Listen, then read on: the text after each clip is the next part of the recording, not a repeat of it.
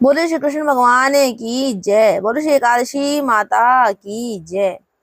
परिवर्तनी एकादशी की हार्दिक शुभकामनाएं। सुनिए परिवर्तनी एकादशी का महात्म। इसे जगजूलनी एकादशी भी बोलते हैं। तो चलिए शुरू करते हैं। धर्मराज युधिष्ठिर बोले कि हे भगवान, भादो की शुक्ल पक्षी एकादशी का नाम तथा उसकी विधि क्या है? उस एकादशी के व्रत को करने से कौन सा फल मिलता है तथा उसका उपदेश कौन सा है, सो सब कहिए।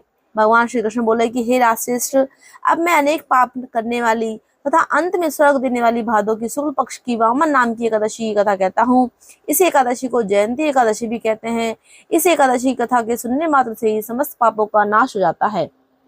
इस एकादशी के व्रत का फल वाजपेयी यज्ञ के फल से भी अधिक है। इस जयंती एकादशी कथा से नीच और पापियों का उद्धार हो जाता है। यदि कोई धर्मपरायण मनुष्य इस एकादशी के दिन मेरी पूजा करता है तो मैं उसे संसार की पूजा का फल देता हूँ। जो मनुष्य मेरी पूजा करता है उसे मेरे लोक की प्राप्ति होती है।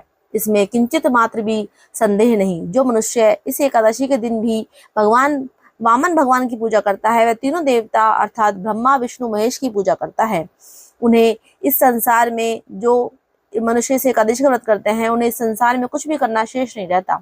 एकादशी का दिन श्री विष्णु भगवान करवट बदलते हैं, इसलिए इसे परिवर्तनी एकादशी भी कहते हैं। इस पर श्री युधिष्ठिर बोले कि हे भगवान, आपके वचनों को सुनकर मुझे महान संदेह हो रहा है कि आप किस प्रकार सोते तथा करवट बदलते हैं।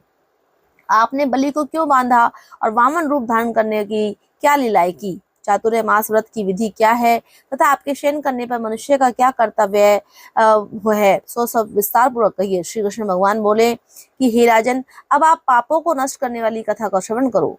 त्रेता युग में एक बलि नाम का दानव था। वह अत्यंत भक्त, दानी, सत्यवादी तथा ब्राह्मणों की सेवा किया करता था। वह अपनी भक्ति के प्रभाव से स्वर्ग में इंद्र के समान पर राज्य करने लगा। इंद्र तथा अन्य देवता भी इस बात को सहन न कर सके और भगवान से प्रार्थना करने लगे। अंत में भगवान ने वामन रूप धारण किया और अत्यंत तेजस्वी ब्राह्मण बालक के रूप में राजा बलि को जीता। इस पर युधिष्ठिर बोले कि हे जनार्दन, आपने वामन रूप धारण करके बलि को किस प्रकार जीता, सो सब विस्तार से समझाइए। श्री कृष्ण भगवान बोले कि हे राजन, मैंने वामन को रूप धारण करके राजा बलि की याचना की कि हे राजन, तुम मुझे 3 पैर भूमि दे दो, इससे तुम्हें तीनों लोक के दान का फल मिल जाएगा।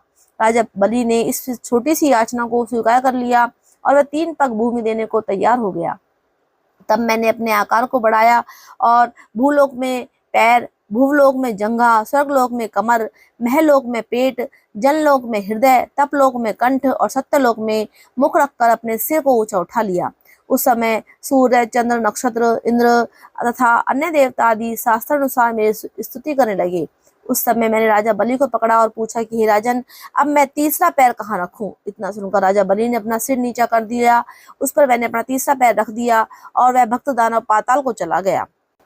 जब मैंने उसे अत्यंत विनीत पाया तो मैंने उससे कहा कि हे बलि, मैं सदैव तुम्हारे पास ही रहूंगा। भादों के शुक्ल पक्ष की एकादशी को परिवर्तनी नामक एकादशी के दिन मेरी एक प्रतिमा राजा बलि के पास रहती है और एक क्षीर सागर में शेषनाग पर शयन करती रहती है। इस एकादशी को विष्णु भगवान सोते हुए करवट बदलते हैं। इस दिन त्रिलोकी के नाथ श्री विष्णु भगवान की पूजा की जाती है।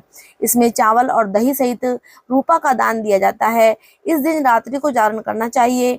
इस प्रकार व्रत करने से मनुष्य समस्त पापों से मुक्त होकर स्वर्ग लोक को चला जाता है। जो मनुष्य पापों को नष्ट करने वाली इस कथा को सुनते हैं उन्हें अश्वमेध यज्ञ का फल मिलता है। बोले श्री कृष्ण भगवान की जय। बोले एकादशी माता की जय।